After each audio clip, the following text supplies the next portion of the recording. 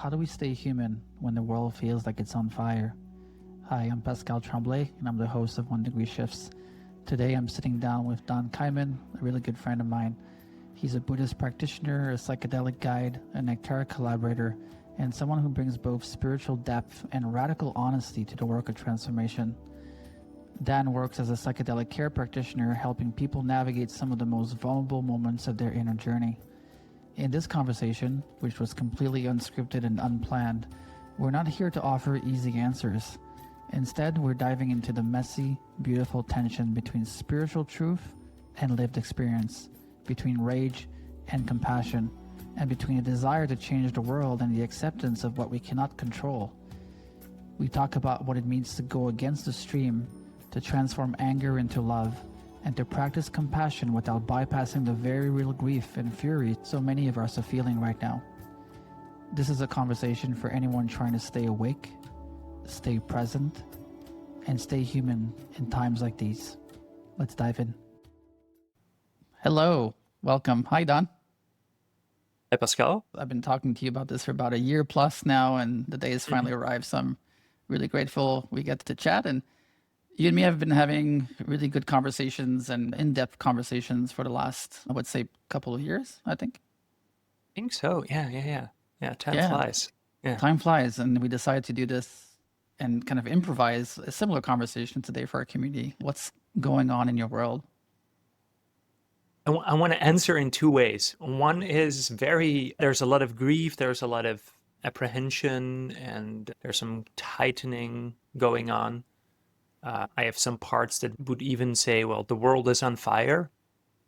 And, if you ask me what's going on, I'm not going to be shying away from just really naming that I worry. Mm-hmm. At the same time, I'm also currently looking out. It's a beautiful day. There's clear, open, blue skies. I'm getting married and very much appreciating the meaning of friendship, the meaning of care. I see a lot of care in the world. Very grateful for the different practices that have been passed down to me. Earlier, I shared with you, I'm like a Buddhist practitioner at heart. I think of myself as a psychedelic practitioner, I guess. So there's all these beautiful practices. But yeah, I'm trying to hold both. Angel Kyoto Williams is a very powerful Buddhist teacher, queer woman. And I was in a retreat with her, and she offered that Buddhism offers us a way to find joy amid suffering. I've been trying to hold that close to heart, especially in these times. Yeah. And I feel the same in a lot of ways. And I hear a lot of people kind of going through the motions of a complexifying world and late stage capitalism and tyrants and dictators and wars and AI slop taking over the internet and all sorts of different things that are challenging us. Yeah, to stay compassionate, to stay present, and to not divide and dissociate from what's happening. And I've been sitting with the question of how do we stay human in times like these where we are pulled in such different directions and being asked to be disembodied and to be distracted and to be asked to separate from others. And I find that difficult. I'd be curious to hear what the Buddhist perspective is on that. You mentioned staying compassionate in times of chaos, and I'd love to hear more about that and maybe your personal philosophy on how to stay human in times like this. Yeah, I appreciate that. I'm always inclined to start off with this notion that I'm not an enlightened teacher. We don't have the answers. So if you're looking for answers don't have on this the answers. podcast, you need to shut it down right now. We don't have answers. It's a big question. Yeah. A colleague of mine at one point offered that rather than thinking about in terms of finding answers, it's more interesting to open lines of inquiry and to practice the questions, right? There's this beautiful poem by Rilke. I would love to offer some poems because I think poems are a way for language to point to something deeper because we're using words to kind of gesture rather than be very specific. Mm-hmm.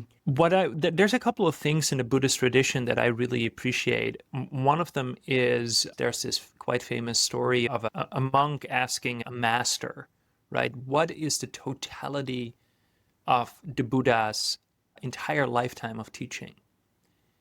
And his response is, it's an appropriate response. And what I appreciate about that is that it points to this profound immediacy that the Buddha's teachings, the Buddha Dharma, is inviting us into. It is to be incredibly intimate with what is unfolding in a certain moment and to respond to it rather than to react to it. I'm going to probably be bordering on regurgitating some things that everyone will have heard before, but I really appreciate this notion that responsibility means that you have the ability to respond, and that responsibility is different from reactivity. So reactivity is much more this immediate sort of driven by activation of the nervous system, right? We're in a state of fight or flight and we're reacting. It's very quick. It's the type of immediacy that we're trying to actually move away from if we're doing Buddhist practice. So we're trying to create this space, this open space, this space within which compassion can kind of come to fruition between the thing that happens and how we respond to it. And so I think that what Buddhism offers, to me at least, is a tradition of people that have understood how deep our clinging, our attachment, our identification with patterns of reactivity, with preferences for one thing to be in a certain way and not another thing to be in a certain way. Buddhist psychology really starts with the notion that we want what feels nice and we don't want what doesn't feel nice, and we're invested in making sure that the things that we do feel nice and that we keep the unnice things at bay. And that's pretty much how we spend most of our lives if we don't start to practice. And so there's a reactivity that comes from those dynamics. I think we shouldn't go into that right now, but Buddhism offers a really powerful insight into how the mind tends to work when it's untrained. And it offers a really positive, empowering vision and set of practices for how we could also live, which is sort of like free from that type of reactivity, compassionate, attuned to this moment, responsive. Basically, it increases our responsibility. And the other thing that really nourishes me as I sit with this question that you ask is the notion that when I read old stories from old Buddhist masters, and I come from a tradition, I primarily have been practicing in sort of like Chinese, European Mitsong Buddhism. My root teacher comes from the UK, lived in China for 16 years, and then brought the teachings that were offered to him to the Netherlands. I've been practicing with him, and I've also been practicing in a sort of American Japanese Soto Zen tradition. So it's both Mahayana and Vajrayana that kind of come in. And what I've been appreciating in the stories that I read is that anywhere from 500 years ago to pretty much 2,500 years ago when the Buddha was alive, we face the same challenges. And of course, it's very important to name that every time asks something different, right? The Buddha didn't have to grapple with questions around AI or nuclear existential threats.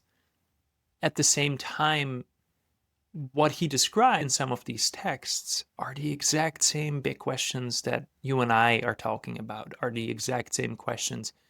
These Paul Tillich, theologian, calls these the questions of ultimate concern, the things that really require us to respond to them.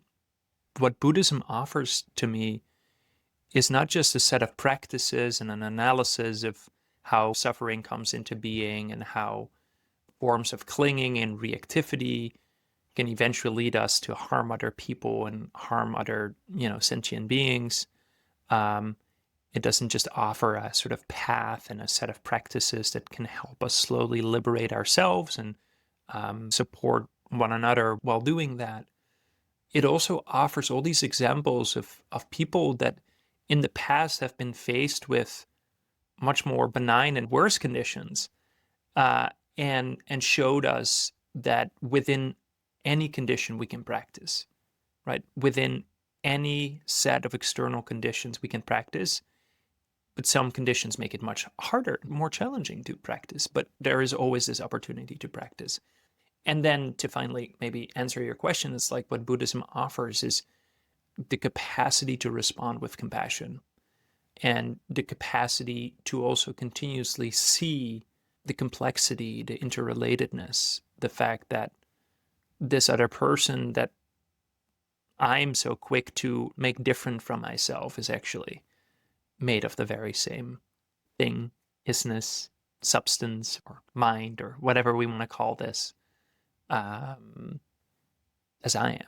There's no fundamental difference. There's no fundamental separation. And yet, we do need to address the fact that violence is occurring and that there is difference, and that in the relative world of everyday existence, we're exposed to tremendous amounts of suffering and tremendous amounts of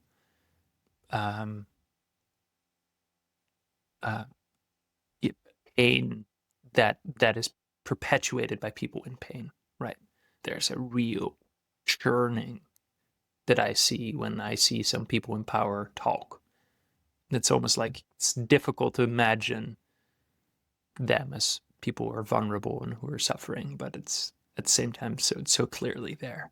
Beautiful. Thanks so much for sharing. It's a beautiful set of philosophies and approach to it. I think the spiritual container from which we can hold things in a beautiful, more compassionate way. And yet the difficulty of being human is that we tend to get hooked onto the external, right? We tend to want to grab onto things. We try to control things. We want things, like you said, to be different. And we want all the things that we like, but not so much the things we don't like. And I think when we have psychedelic experiences, oftentimes we do connect with that interbeingness. We connect with the spiritual truths of our true nature and the connection between everything, and that behind everyone there is the same isness and the same need for love and to be loved, right? And yet there is always this sort of tension, I think, between our lived experience and the spiritual truths, which is what we call integration, I believe, is that we try to merge these very spiritual ideas and these very heartfelt and truthful ideas into lived experience. And that's where I think the rubber meets the road for a lot of us is, how do we hold that truth and also live in this very human experience where these pains occur and these shitty people are in power and they're creating a lot of pain and wars and all those type of things. And so I've been sitting a lot with that tension recently is, how do we keep these spiritual truths within us and practice them in our everyday life, but also stay present to what's happening outside of that and contribute to it in a positive way. And I think you had a poem that you'd like to share, and maybe that's relevant to that line of inquiry. Yeah. This comes from my partner, who's been reading a lot of Rosemary Watola Trommer. I'll just read it, and then I think it becomes clear what it speaks to. It's called Because. So I can save the world, can save even myself, can't wrap my arms around every frightened child, can't foster peace amongst nations, can bring love to all who feel unlovable. So I practice opening my heart, right here, in this room, and being gentle with my insufficiency, I practice. Walking down the street heart first. And if it is insufficient to share love, I will practice loving anyway. I want to converse about truth, about trust. I want to invite compassion into every interaction. One willing heart cannot stop a war. One willing heart cannot feed all the hungry. And sometimes daunted by a task too big, I ask myself, what's the use of trying? But today the invitation is clear. To be ridiculously courageous in love. To open the heart like a lilac in May, knowing freeze is possible and opening anyway. To take love seriously, to give love wildly, to raise up to the world as if it were a puppy, adoring and unjaded, stumbling on my own exuberance, to feel the shock of indifference, of anger, of cruelty, of fear, and stay open. To love as if it matters, as if the world depends on it. It's beautiful. Yeah. It's a beautiful way of seeing the world as it is now, and how do we navigate it? I mean, the first couple of times I cried.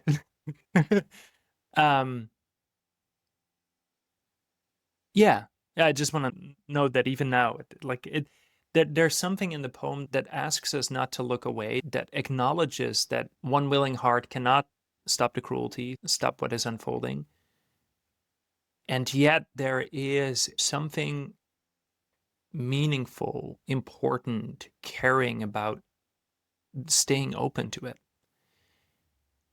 And what I find really beautiful is that I don't get the impression that it's a defeatist position. I don't get the impression it's a quietist position. Sometimes the early Buddhists were accused of being quietists, right? People that kind of like acquit. They kind of like, nope, I'm done. I move out of this world. The poem for me brings something to mind that I've been really appreciating in the work of David Brazier. I hope I pronounce his name right. He's a psychotherapist and a Zen priest. And he wrote a book called The New Buddhism. And in it, he plays with ancient Buddhist ideas, going back to the Buddha himself. And a part of that is this notion that people that stumble upon, that come across, that have been lucky enough to encounter the Dharma, the Buddha Dharma. And I say that with no exclusion of any other tradition, because there are so many beautiful traditions. But yeah, this has become my spiritual home. And what I'd so deeply appreciate is this notion that even the Buddha considered people who start to walk this path stream enterers. So when they sufficiently let go of a level of reactivity, they enter the stream, they dedicate themselves to whatever we might call it, the Eightfold Path or the Buddha Dharma. But what I appreciate so much about the metaphor is this notion that we're going against the stream. And that stream is twofold. It's not separate, but there's two aspects to it. It's the stream of our conditioned life, our internal world. It's how easy it is for us to close our heart, how easy it is for us to get so touched, right? And this happens to me too. We see injustice, our hearts burn, and there's a furious anger that arises. And it's in me, there's a reason that some of the Dharmapalas in Vajrayana Buddhism are deities that were fierce. They're depicted with flames around them. And in Vajrayana Buddhism, we say this is an energy that we can work with. This is an energy that we can turn toward the path. The Dharmapalas were these wrathful deities that were often, they were wrathful. And so when there's all these stories of the Buddha kind of like encountering them and helping them see that, right, that there's this spiritual path. These are my words, that there's this spiritual path of love, and then these wrathful deities actually commit themselves to protecting the Dharma. So they become Dharmapalas. They become the protectors of the Dharma. For me, there's an interesting poetic resonance with this notion in IFS that we have reactive firefighter parts. We have parts that just explode with anger, that just absolutely lose their shit when they see injustice, that absolutely lose their shit when we are threatened, or that in true IFS language, that become highly reactive in the face of either perceived danger. It doesn't matter if it's actual danger or even the notion that perhaps danger could ensue in the future. So, these reactive parts can come up, they kind of shut things down. And I think that the spiritual path that, in my case, Buddha Dharma, but for other people, it might be Christ or Muhammad or plant teachers, that it could show that even those reactive parts are bringing something really powerful. At the fundamental level, they're motivated by a form of compassion, right? At the fundamental level, they seek to care, but they do so with complete disregard for the broader systems. In IFS, they can cause harm to relationships or self or the body or to other parts. And if we take a systemic approach to the wider world, when we become reactive, we might become the type of revolutionaries that are just entering a sort of relentless, vengeful mode where we no longer see the other human and our minds turn to fury. And I think that what I appreciate so much about the spiritual path is that there can be this invitation to work with that energy that I feel, that I think many of us feel when faced with injustice, and to see if we can find a place where we can transform it into love, where we can, it's an alchemical process where we can connect to that stream of love and compassion that is in there and filter out the reactive elements and then respond to a moment from this place of care and compassion. And then to kind of like come back to this poem and what I was trying to communicate earlier is this notion that we're going against the stream. So this process is like swimming upstream. It is profoundly difficult. And that's where the self-compassion also needs to come in, because this is not easy. Transforming poison into medicine is profoundly difficult. And the Buddha, when he woke up, he saw how deep our clinging goes. He saw how entangled humans tend to be with, right, if we use Buddhist terms, with their karma, with their bodies, identification with the sense of self. And he was wondering, like, what can I do? And eventually the reason he started to teach was out of compassion. It was out of this sense of, I see how difficult it is to wake up. I see how deep the suffering runs, how deep we're clinging on. And so I will be patient and I will share. But I don't think he was under the illusion that it was going to be an easy process. So he's like, this path, entering this stream, is akin to going against the stream internally, but also going against the stream of what everyone else in your culture is probably going to do. And that's what this poem is pointing to. It's like, it is so incredibly hard. And there's an incredible chance that the fact that we have this one willing heart is not going to stop anything. And yet we're invited to just stay open. We're invited to face it. We're invited to be with it. And then to ask, and I do think this is really where the rubber hits the road, and then to ask then, what does it mean to respond to this moment? And I genuinely think for some people that might mean something akin to go to the monastery or not engage. And I think it's important for those people to acknowledge that staying apolitical is a political act. And it usually means that we're endorsing the status quo or allowing what is happening to continue to happen. And at the same time, I do think that there can be a value in a group of people saying, my form of spiritual resistance is actually retracting from this, right? So a form of renunciation. And I deeply hope that there's a large group of people that says, I'm going to ask, what does it mean to renunciate the violence in myself, the violence that I see in the world, and still say no to the current situation? And this is where really I break down. I have no answers. This is a line of inquiry I'm currently in. I even notice my energy goes up. It's like, I don't know what it means to say no to active physical violence when people come knocking on a door and take your neighbors out.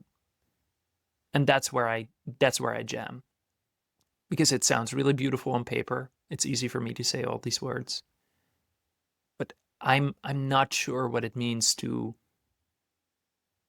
live love when military police units, right, knock on the door, are completely lawless.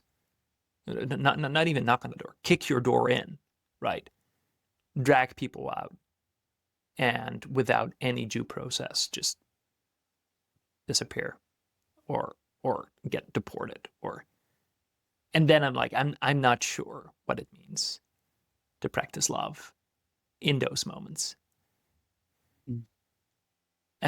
So and that's genuine. Like it's like, it's not a sort of like, yeah, don't do anything, or you just, pick up arms. I do think it's so important that if we as spiritual practitioners that walk any path of love are in alignment, that this is sort of like, we're committed to compassion, we're committed to love, we're committed to this going against the stream, then we do need to also bring in political awareness and then ask from that place, okay, so what does this then mean?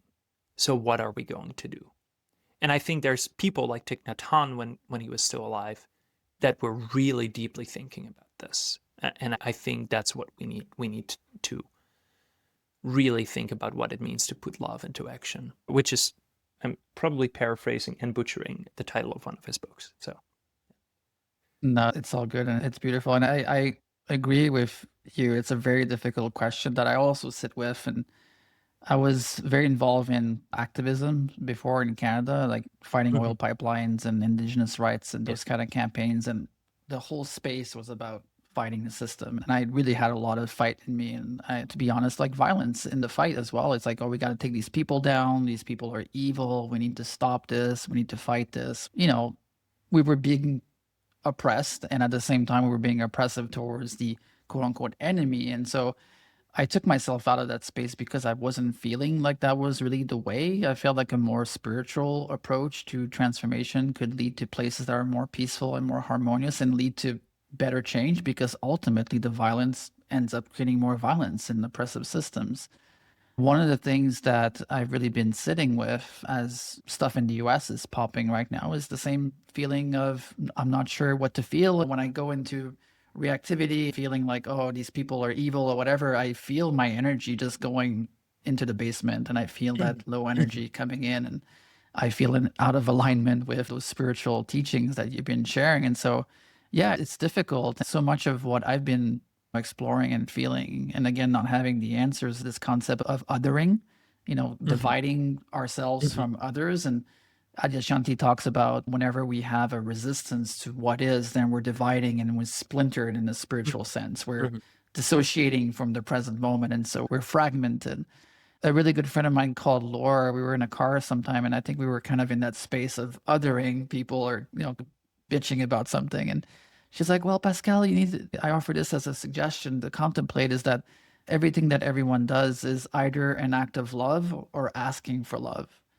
And that really sat with me for ever since then, around this concept of not dividing and having compassion for everyone, even when they're doing something that I would totally not do or agree with. And I'd love for you to share what your thoughts are on othering and what the spiritual truth around into being. How do you bridge those two worlds in difficult times like this? I'm not sure that I'm successfully doing that. I just want to continuously just emphasize how are you stumbling through the attempt stumbling as a spiritual salmon or trying to get to the end of the river? Yeah, I appreciate that. Humor is one of the places where I start. My partner and I have this practice where, we allow to channel some of our parts that are just pissed off and unnuanced and, perhaps violent, through acts of humor, and in the safety of knowing, right, like that we both understand, like, no, we wouldn't do those things, but we give them some space by allowing them to crack jokes and just, get some of the energy out. And I also try not to. One thing that I've really learned over time is to avoid spiritual bypassing. that's been a big part of my process. It's like, I'm not going to deny the fact that there's parts of me that are just fucking furious right now. And I recently spoke to a friend of mine. This is going to be I want to be very, very honest. I said to her, there are moments that I understand, and I want to be very specific because we're on a podcast and this is going to be public, that I understand the desire to want to shoot someone, to pick up arms, to fight back, to murder, to be vengeful. And I think a few months ago, I realized I was watching too much news. I was on Reddit too much. I was exposed to too much genocidal violence, injustice, no matter where in the world. Right? We can see the videos of Ukrainian fighters fighting Russia. We can see the videos from Gaza. We can see the videos from Minneapolis. We can see everything. And I just realized I need to do something because I'm getting aroused I'm outside of my window of tolerance, right? If we want to refer back to sort of like the individual perspective of what's happening in this system. And I shared with my friend who's also a spiritual caregiver, a really good humanistic counselor. And I shared, like, I can get really riled up. Like, I have parts that have these, right? And the reason I shared it is I said, I'm a little worried because I haven't had these type of thoughts, these types of parts coming up with such extreme expressions of the frustration that I would feel since my late teens, early 20s, right? When I was knee deep in activism, right? And I thought with my spiritual grandeur that I had overcome these parts. I'm no longer, I'm out of the woods. I'm free from these parts that just, feel like maybe it's time to pick up arms, right? And she paused with me and she said, Daan, I think that's normal. And I really appreciated that. And she wasn't normalizing violence. She wasn't normalizing, the what these parts would like to do. She was normalizing that, of course, in the face of so much injustice, we're going to have parts that feel that way. And I share this because I think so many people on the spiritual path might not even recognize that in themselves.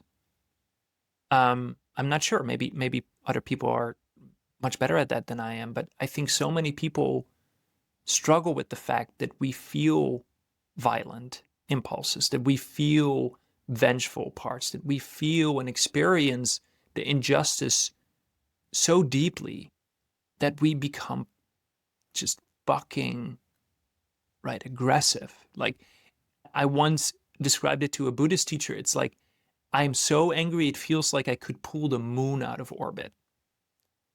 And he's like, yeah, that's how powerful these energies are, and you can work with them. And so just that's the first thing I want to offer is I needed to acknowledge to myself, and this is only a few months ago, I needed to acknowledge to myself what the situation of the world is currently doing to me, how deep it touches me, and how much it pisses some of my parts off.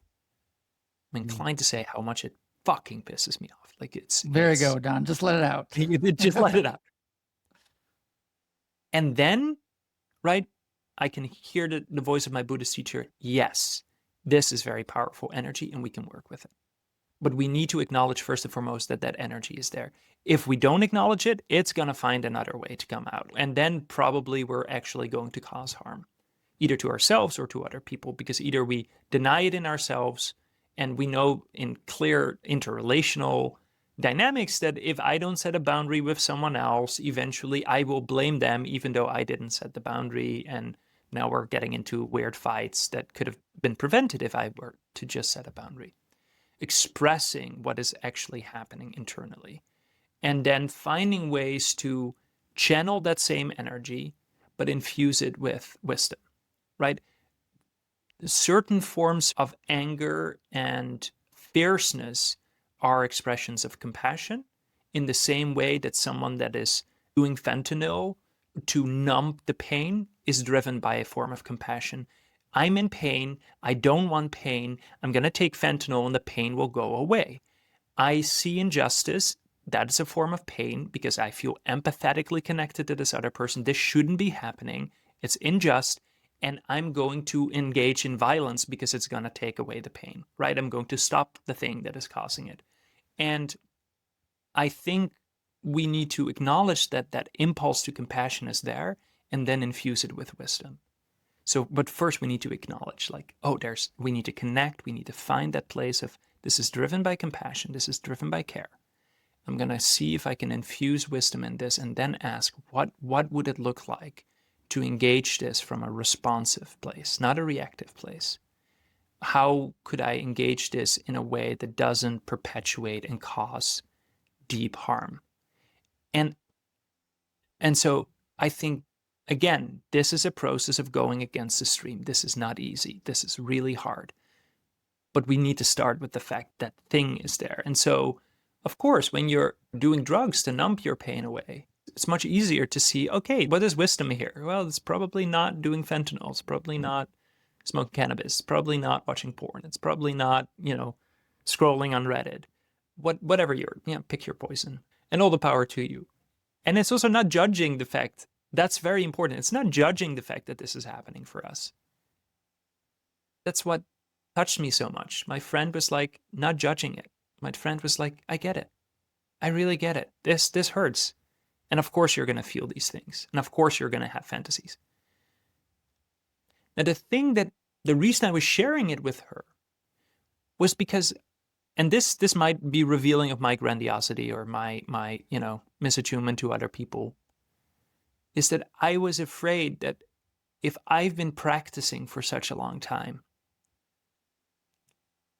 and that I have a reemergence of these sort of like very powerful energies, that I'm like, I think there's going to be people that haven't been exposed to practices, that are not embedded in communities that really center love and care, that are not receiving the care that they need themselves, and that might actually start to act upon this.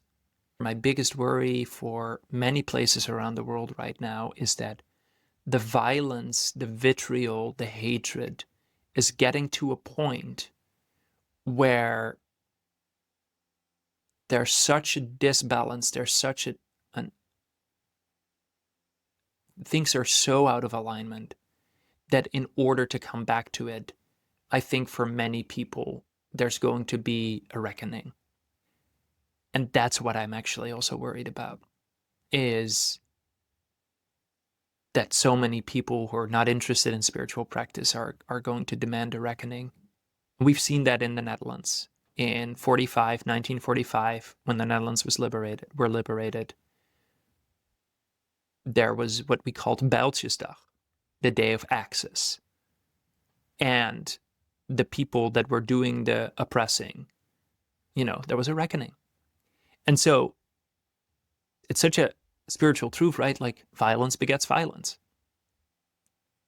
But I'm afraid of that. I'm like, yeah, I'm afraid that right now there's a lot of violence. I'm afraid it's going to just go on without people finding fruitful ways to stop it.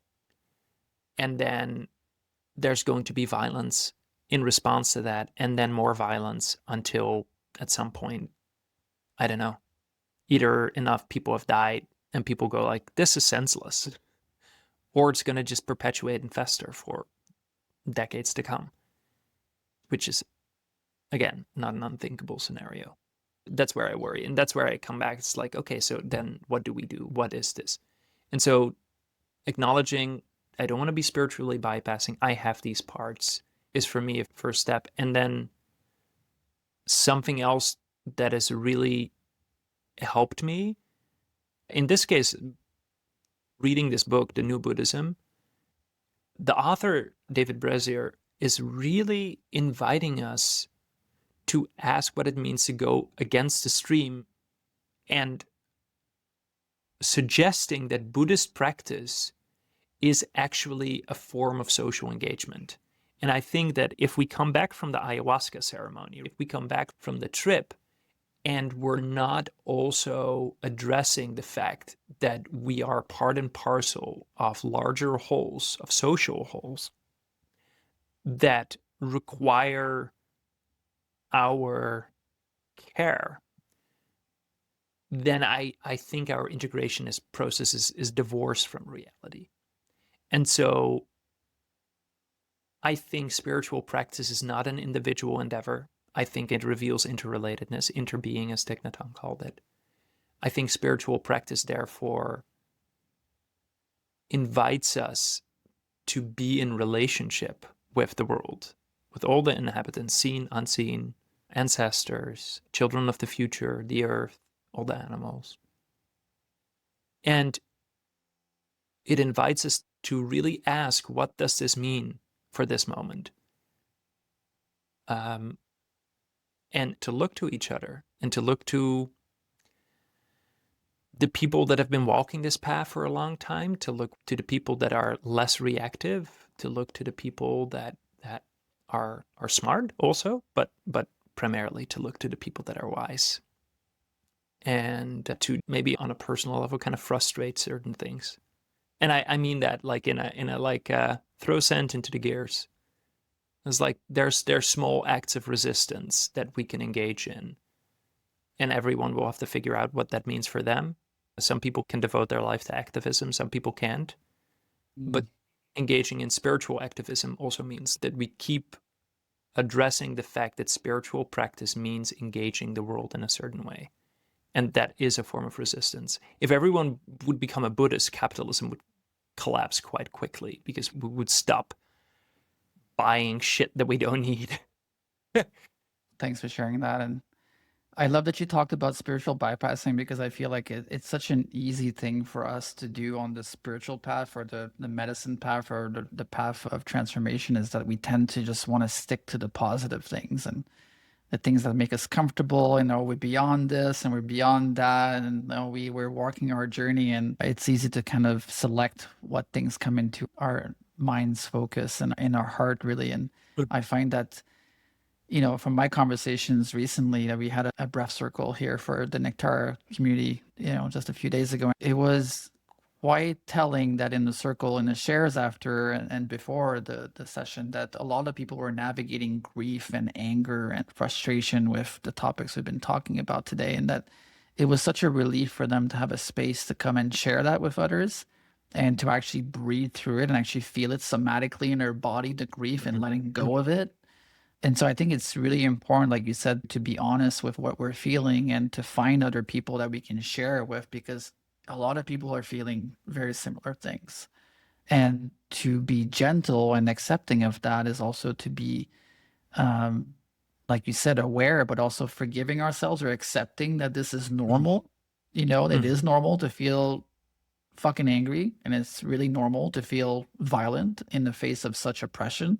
And it's also normal to want to change things and be attached to that change. And I'd love to talk a bit about impermanence and attachment to that, because on my journey with activism and sort of trying to figure out, like you, how to be the salmon in the water and not make it very difficult for myself. Like a big part of that was just accepting the full spectrum of the human experience, like the darkest of darks and the brightest of brights. How do we stay present and aware, but also accepting of the shittiest things that humans do, as well as the greatest things that humans do? And I love your thoughts, again, not answers, but reflections on acceptance and how important it is to navigate life that way. And personally, I feel a lot of our inability to stay with the full spectrum is fear of death and fear of letting go and fear of seeing the dark side of things. It's a very difficult thing to see all those parts of each other, because we're all part of the same isness. It's difficult to see those darkest of things and also accept them. My mom always told me as a kid in the kitchen, Pascal, try to accept things that you can't change. And mom is very wise. And so I love your reflections on that. I think your mom's said most of it, in all honesty. Basically. In the Zen peacemakers, this is a particular sort of branch in a particular sangha or lineage. One of the things that they offer is that give yourself fully to the work of social change while remaining utterly disengaged from the results or unattached to the results. Because we don't know what the outcomes of our actions are going to be, and it might be impossible to achieve what you're hoping to achieve. Things are more complex and will probably not work out in the way that you would like it to. But give yourself fully and see if you can remain detached from the outcomes. Don't get frustrated. Don't become angry. Just see what you can do there.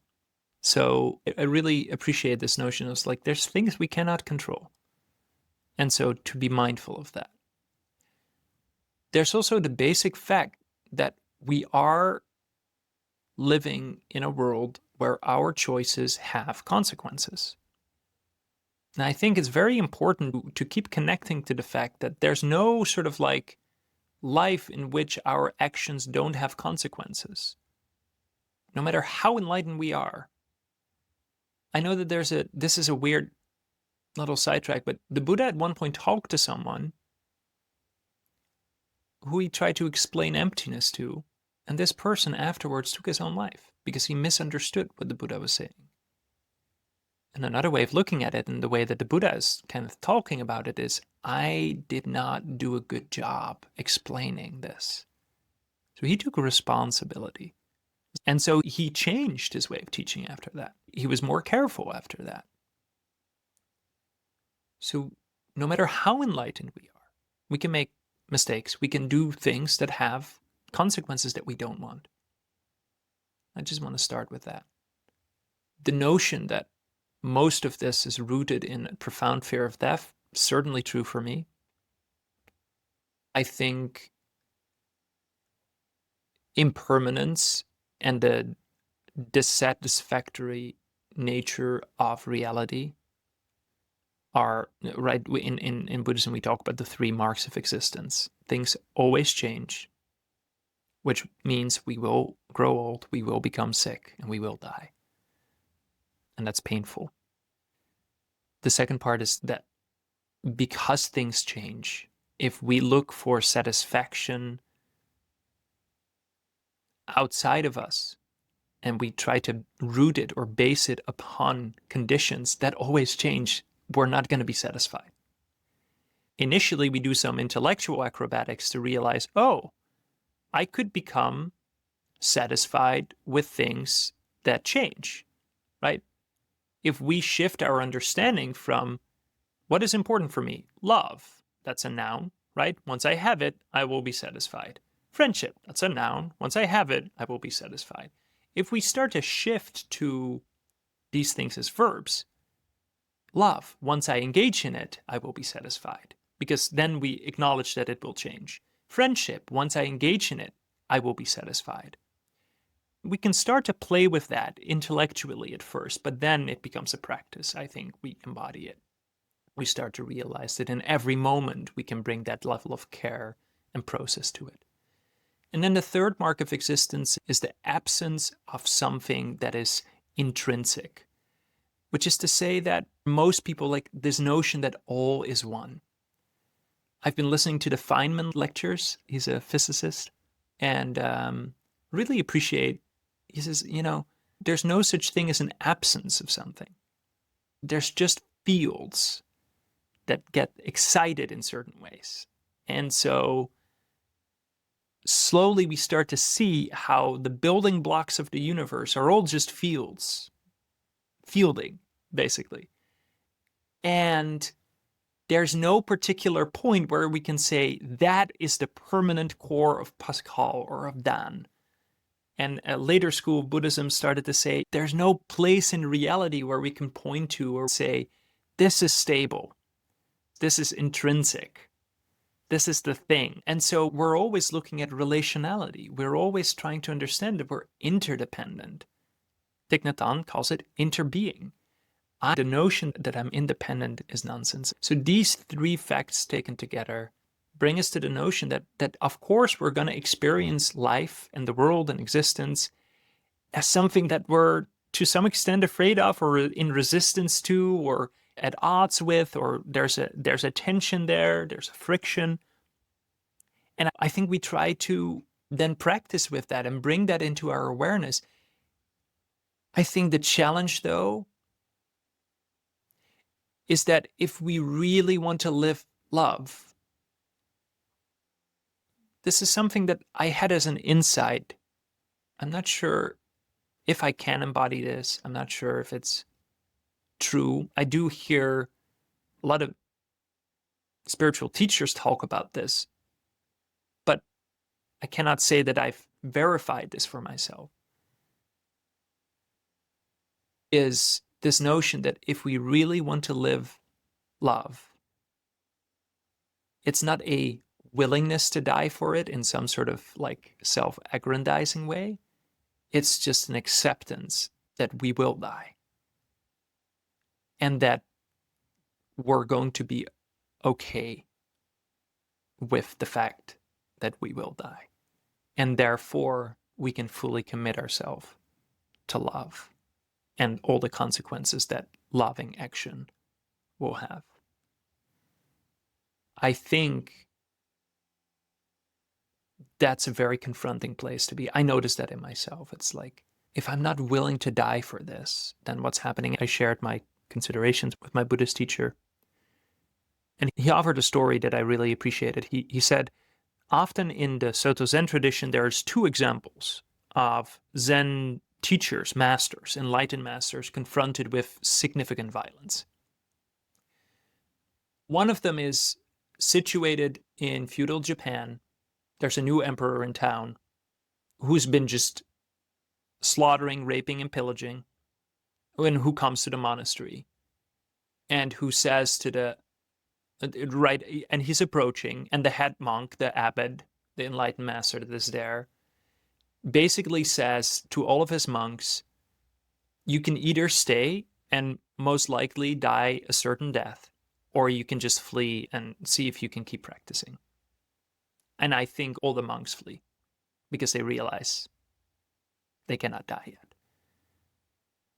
And he stays, and the soldiers of the emperor come, and they say, you can either acknowledge the emperor and put your monastery dedicated to him, and you can abide. And right, in the way that power always has this very typical relation to religion, it's like, hey, if we can use this, then we will. And he says, I cannot do that. And then they say, then we will kill you. And he sits down, and he's just ready to die. And there's no resistance against that.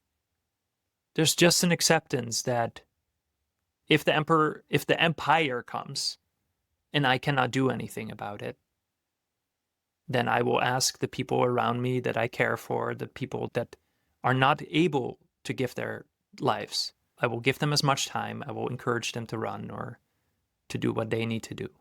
But I will accept my fate and I will die. This is one example. There's a second enlightened master.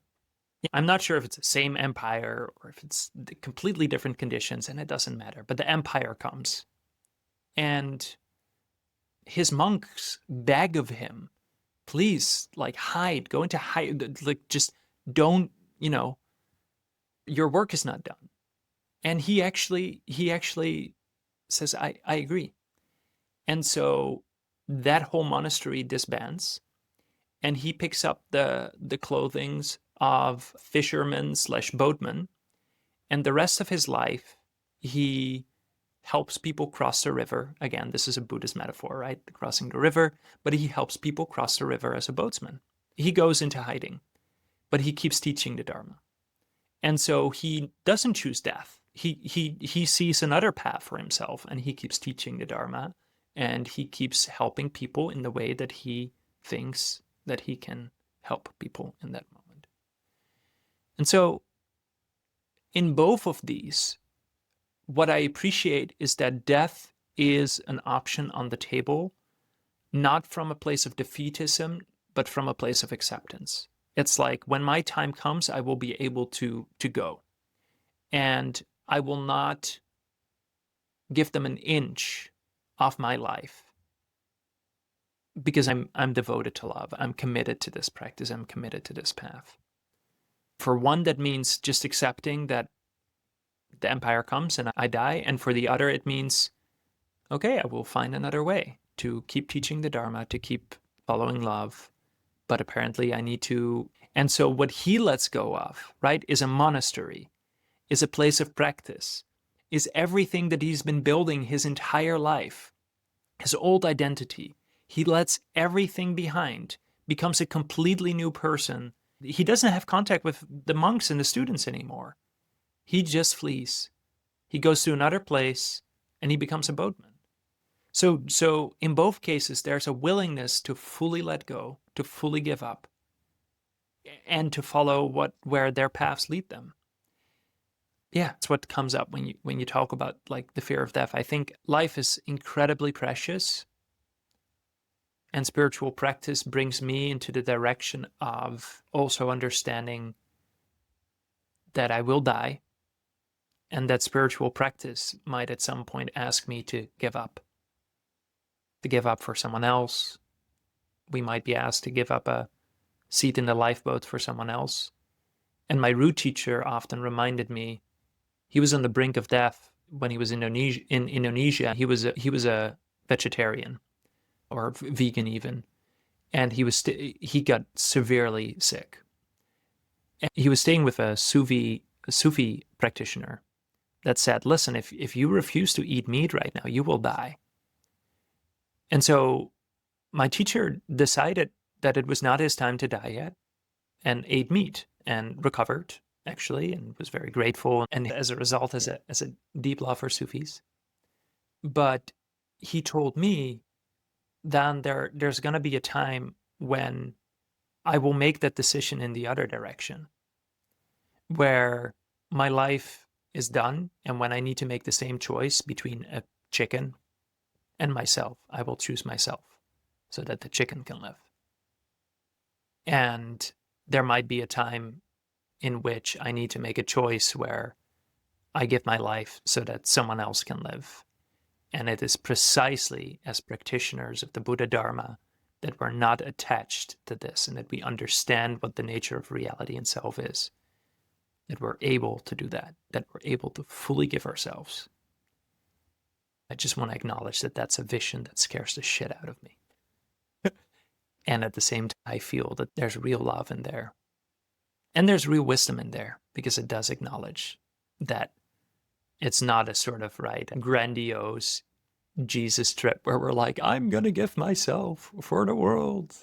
And I'm going to, Father, please forgive them. They don't understand, right? Like it's actually rooted in really deep acknowledgement of the complexity of life. And yeah, that's what I can offer.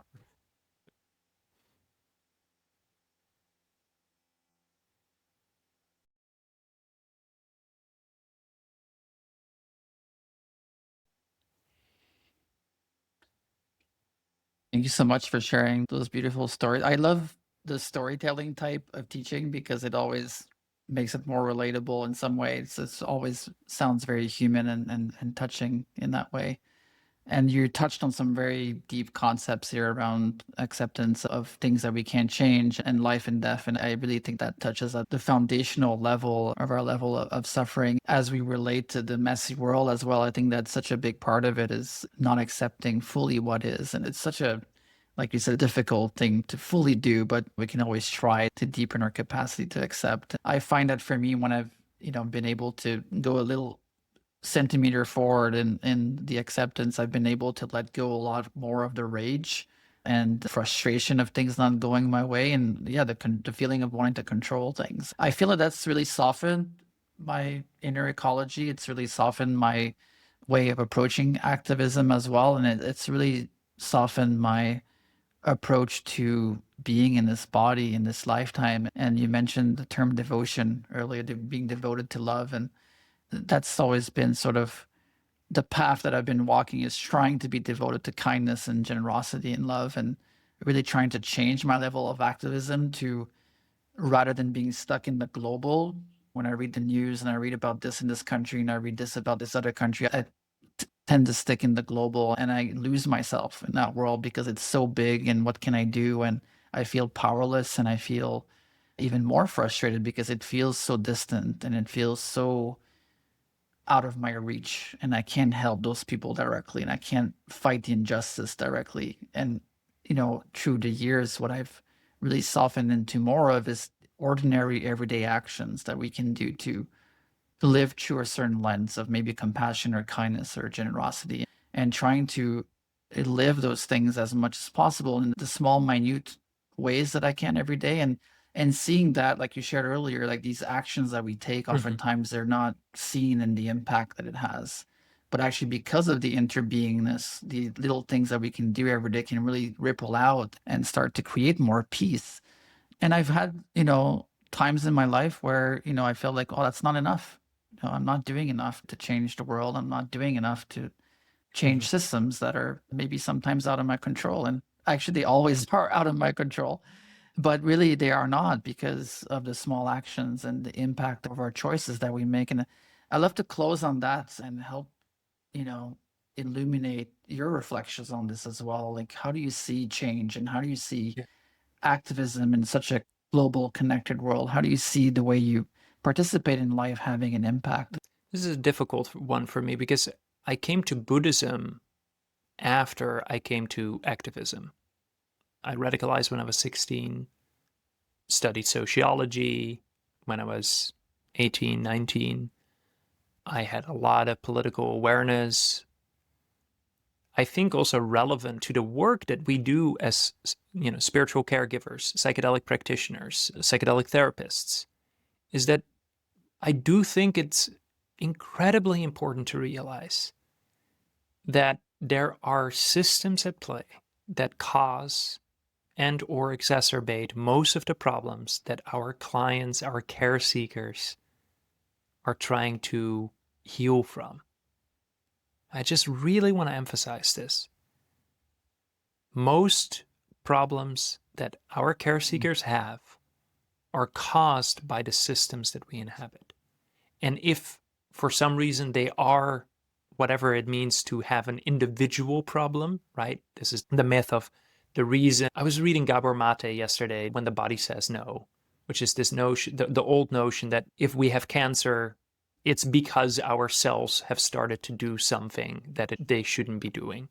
It's like, no, disease is so complicated. It's a relational thing, right? Like it's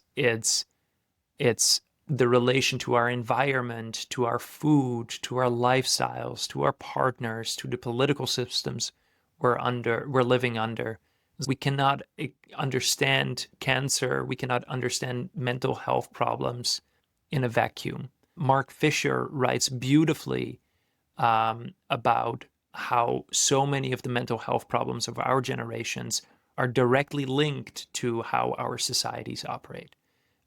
Indigenous people keep pointing out that in their worldview, and I'm being incredibly broad here, not doing justice to a lot of differences between indigenous people, but in general, there seems to be an understanding that not living in right relationship can be the cause of a lot of disease and illness and conditions. So I think science is kind of catching up with that and then tries to fill in the details on how that might work.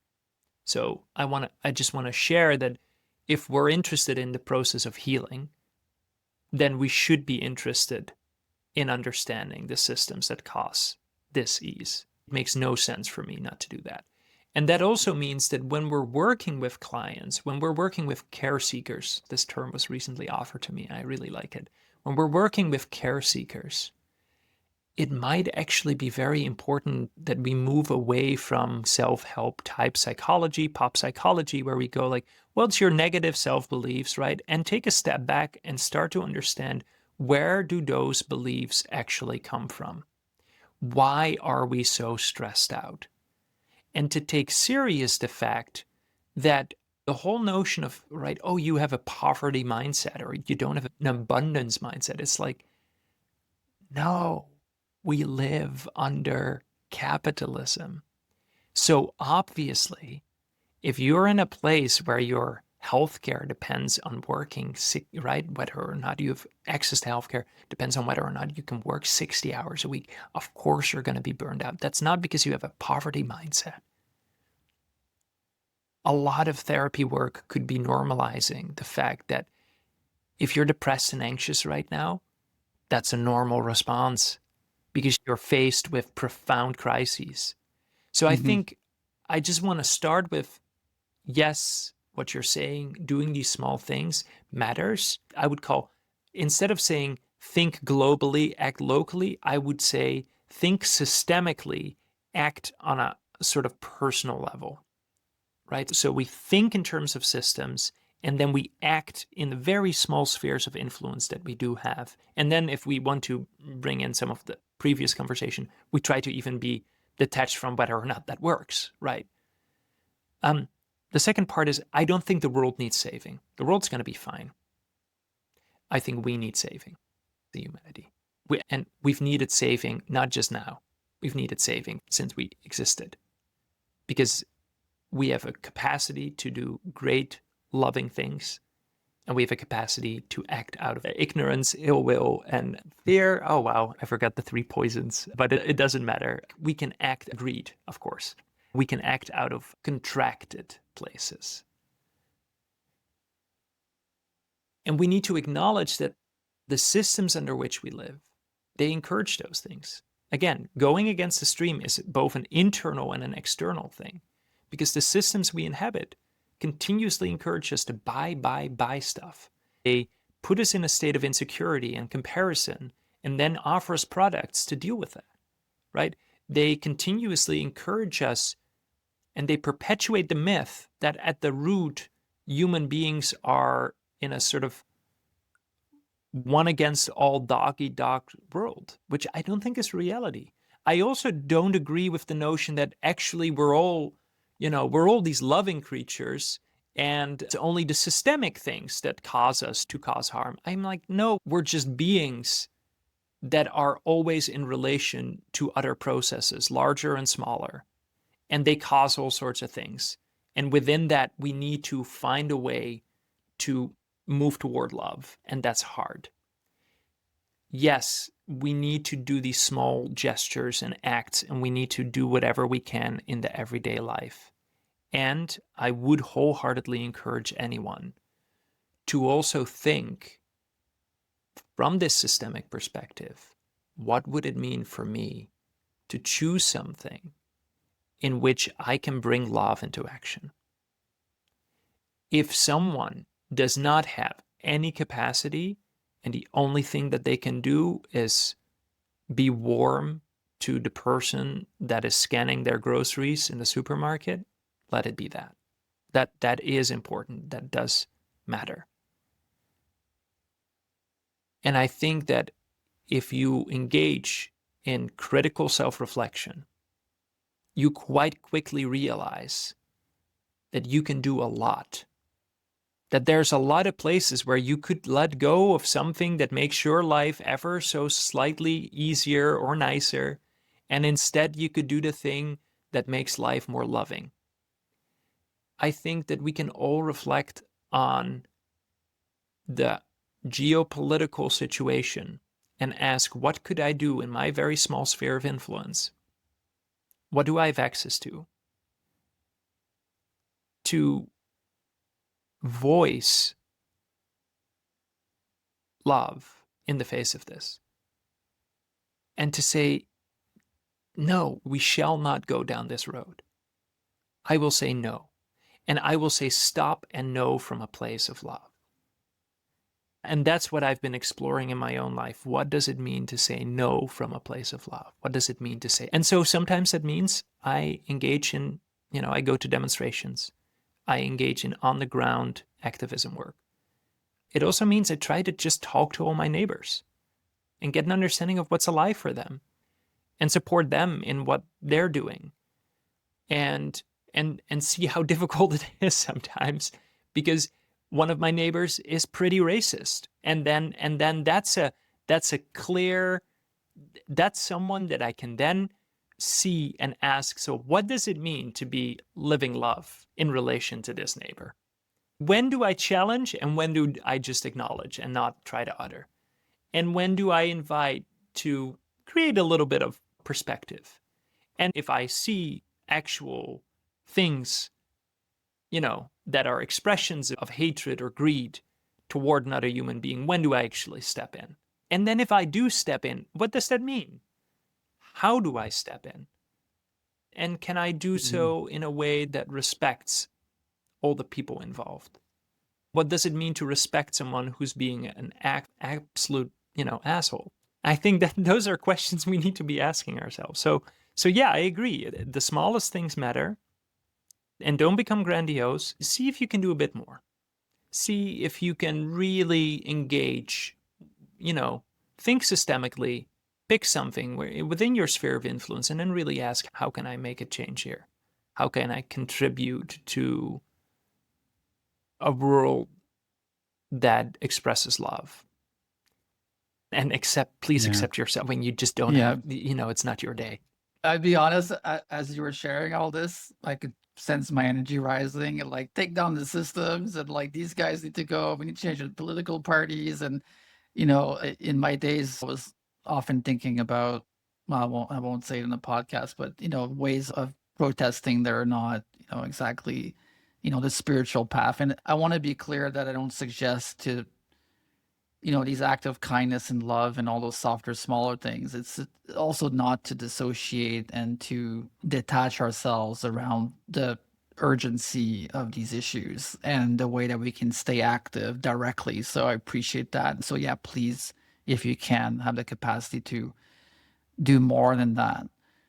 I find it quite empowering to know that our actions do have consequences, like you said earlier, and that I feel empowered by that in the face of global chaos, and that I feel like it's very empowering to know that that's true. And for all the people out there that might be listening and feeling despair, grief, and anger, feel all those things, and also know that we're more powerful than we know, and that goes around activism as well. There's like way that. more of us than them. So I was curious if we could end on a poem by Thich Nhat Hanh, famous called "Please Call Me by My True Names." Do not say that I'll depart tomorrow, because even today I still arrive. Look deeply. I arrive in every second, to be a bud on a spring branch, to be a tiny bird with wings still fragile, learning to sing in my new nest, to be a caterpillar in the heart of a flower, to be a jewel hiding itself in a stone. I still arrive in order to laugh and to cry, in order to fear and to hope. The rhythm of my heart is the birth and death of all that are alive. I am the mayfly metamorphosing on the surface of the river, and I am the bird which, when spring comes, arrives in time to eat the mayfly. I am the frog swimming happily in the clear pond, and I am also the grass snake who, approaching in silence, feeds itself on the frog. I am the child in Uganda, all skin and bones, my legs as thin as bamboo sticks. And I am the arms merchant selling deadly weapons to Uganda. I am the 12-year-old girl, refugee on a small boat, who throws herself into the ocean after being raped by a sea pirate. And I am the pirate, my heart not yet capable of seeing and loving.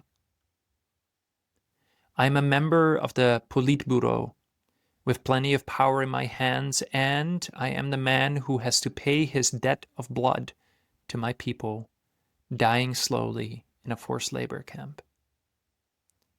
My joy is like spring, so warm it makes flowers bloom in all walks of life.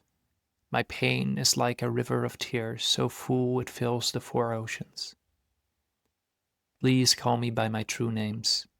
so I can hear all my cries and laughs at once, so I can see that my joy and pain are one.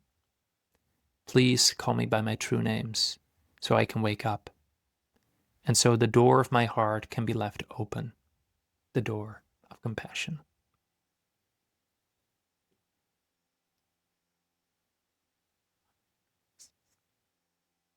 Beautiful way to You close. too. Thank you, Be my well. friend. Be well and blessings.